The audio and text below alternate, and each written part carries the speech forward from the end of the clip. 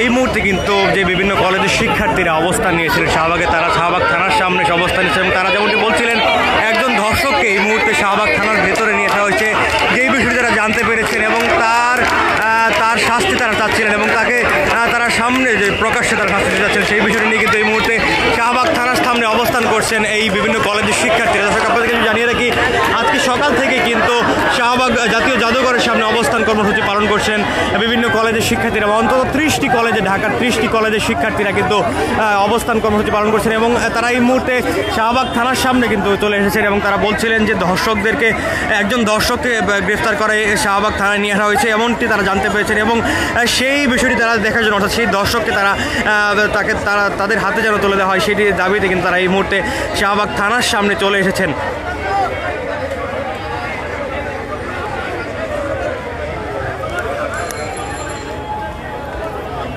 তবে আসলে পুলিশ কর্মকর্তাদেরকে বুঝিয়ে সামনে থেকে শাহবাগ থানার সামনে থেকে সরিয়ে দেওয়ার চেষ্টা করছিলেন।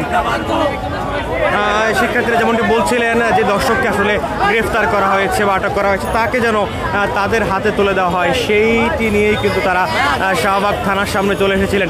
ভাই, কী হয়েছিল? থানার সামনে কেন এসেছিলেন একটু বলবেন?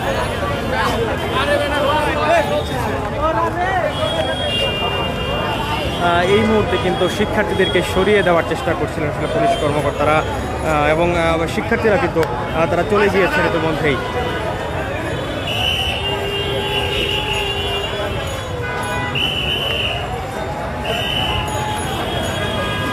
আসলে পাইছে কাউকে শাহবাগের লেখা কিন্তু দর্শন হয়েছে, শাহবাগে আনবুকে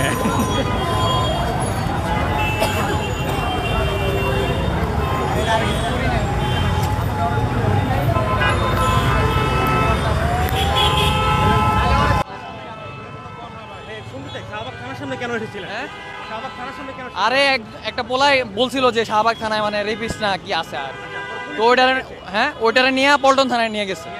হ্যাঁ, এখন আবার সবাইকে নিয়ে যেতেছে আগের জায়গায়।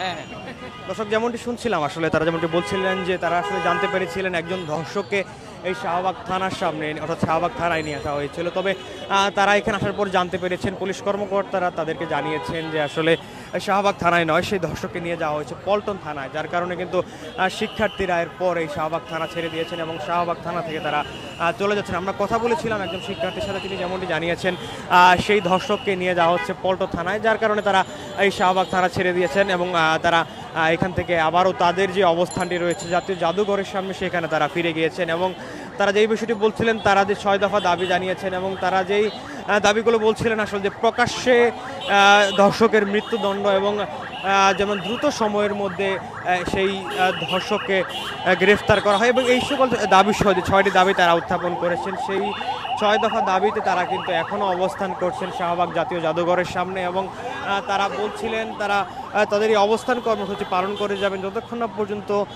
সরকারের পক্ষ থেকে কোনো ধরনের তাদেরকে সেই দাবিগুলো মেনে নেওয়ার আশ্বাস আসে, ততক্ষণ পর্যন্ত তারা অবস্থান করবেন এবং তারা সেই জাতীয় জাদুঘরের সামনে কিন্তু তারা বলছিলেন তারা এখানে ইফতারও করবেন এবং রমজান মাসে তারা এখানে ইফতারও করবেন বলে কিন্তু তারা জানিয়েছেন।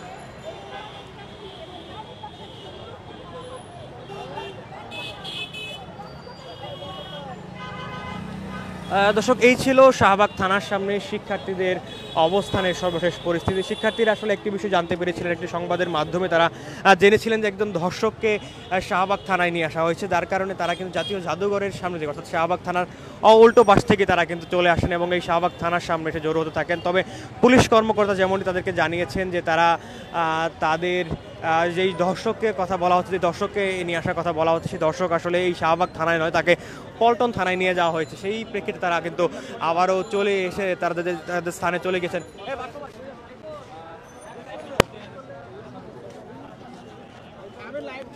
দর্শক, এই ছিল শাহবাগ থানার সামনে শিক্ষার্থীদের অবস্থার সর্বশেষ পরিস্থিতি।